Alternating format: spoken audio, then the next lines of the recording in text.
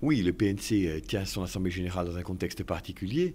La question nous a été posée de savoir pourquoi en juin, alors que c'est traditionnellement plus tôt dans l'année. Pour une raison simple, c'est que nous avons voulu coller au plus près au calendrier électoral qui, comme je l'ai développé durant cette conférence, organise les élections en décembre et non pas en mars comme c'est traditionnellement le cas. Donc pour cette raison-là, être au plus près du calendrier électoral et bien sûr du calendrier politique, parce que l'Assemblée a encore récemment délibéré sur la question de l'amnistie. Elle a voté une résolution, une déclaration solennelle qu'elle a largement amendée.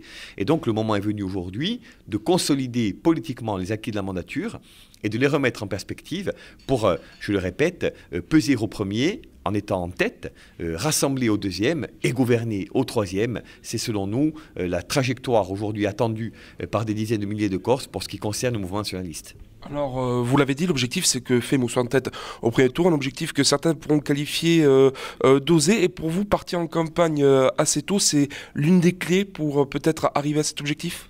C'est l'une des clés, la deuxième étant bien sûr de le faire autour d'un projet. Je crois que les gens aujourd'hui sont, et ils ont raison, nos concitoyens, nos paysans, dans l'attente d'un projet qui décline notamment en matière économique, sociale, fiscale, en matière d'emploi, de pouvoir d'achat, de logement, de culture, d'accès à la propriété, des choses claires. Aujourd'hui, on le voit bien, l'entreprise en général avec un grand E traverse des difficultés liées au conflit de la SNCM, mais pas seulement. Il y a fiscalement parlant un certain nombre d'injustices qu'il faut corriger et rattraper. Il y a nécessité, bien sûr, de pérenniser la fiscalité liée au patrimoine de succession, mais pas seulement. Il faut aussi se tourner vers la fiscalité du travail, de la production. Il faut que ce pays se remette en mouvement et qu'il développe une croissance qui soit une croissance inclusive, au sens où elle doit laisser le moins de gens possible, pour ne pas dire personne, au bord de la route. Donc il y a là des enjeux économiques majeurs dans un monde, la Corse, où l'entreprise, on le voit bien, traverse encore une fois des difficultés qui sont rédhibitoires. Donc il faut remettre tout ça en mouvement et pour cela, bâtir un projet qui est, avec une entrée en campagne rapide, l'une des conditions du rassemblement d'abord, de la victoire ensuite. Alors, on a l'impression qu'avec cette volonté d'entrer en campagne rapide, avec cet AG qui intervient le 14 juin, vous voulez quelque part peut-être aussi siffler un peu la fin de la récré pour être un peu trivial avec INSEM en disant que le PNC est prêt à partir en campagne et que peut-être il faut qu'INSEM le soit aussi. Le PNC est un parti politique qui, comme vous le savez, est en campagne permanente au sens où nous n'avons pas, nous, à subordonner ou à conditionner notre activité à une échéance électorale quelconque.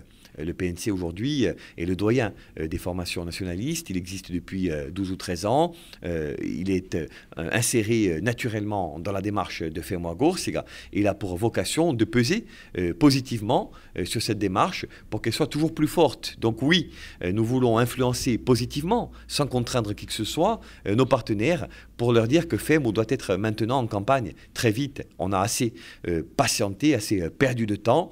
L'AG aura lieu dans une dizaine de jours. Dès le lendemain, nous devons être partis sur les chapeaux de roue, pour parler aussi trivialement, être en capacité de convaincre dès l'été la diaspora, les Corses présents dans les villages, notre peuple en général. Il y a aujourd'hui une crise politique durable de la droite qui se déchire au quotidien, autant que de la gauche qui est fracturée, y compris en étant majoritaire à l'Assemblée de Corse. Le mouvement national dans sa diversité, il doit saisir cette opportunité historique et doit se hisser collectivement à la hauteur de l'enjeu. C'est la raison pour laquelle, bien sûr, je parlais prioritairement du PNC, mais je voudrais également évoquer avec vous l'ensemble du courant national. Il va de soi que l'hypothèque de la clandestinité, notamment, ayant été levée par un processus de démilitarisation et de dépôt des armes, il n'y a plus aucun obstacle à ce qu'au moment le plus opportun, nous nous réunissions, nous nous rassemblions tous, je le répète, pour être le pivot unitaire et diversifié d'une majorité territoriale.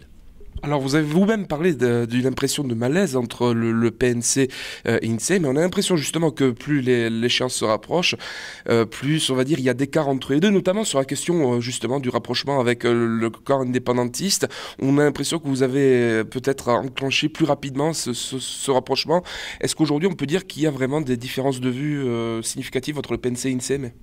Il n'y a pas de différence de vue entre le PNC et l'INSEE, mais sur ce plan-là, comme sur d'autres d'ailleurs, il peut y avoir des dissensions relatives sur des aspects programmatiques, voire stratégiques à terme, mais il n'y a pas sur la question nationale de divergence.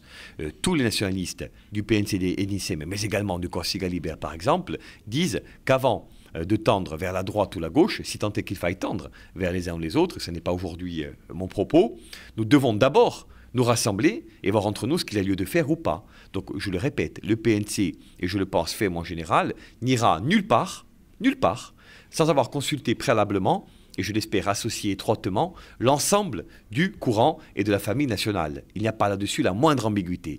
J'ai lu récemment les propos de responsables d'INSEM qui n'ont pas dit autre chose, et peu importe qu'il l'ait dit avant ou après nous, l'important c'est qu'il l'ait dit et réaffirmé, donc je ne crois pas qu'il y ait là-dessus de débat. Nous allons d'abord structurer FMO et ensuite affronter la campagne pour discuter concomitamment avec l'ensemble du courant national. Ça me paraît la moindre des choses. Je rappelle quand même que nous avons fait près de 40% en 2010, il y a fort à parier que nous pouvons encore progresser pour être, je le répète, le pivot d'une majorité nouvelle.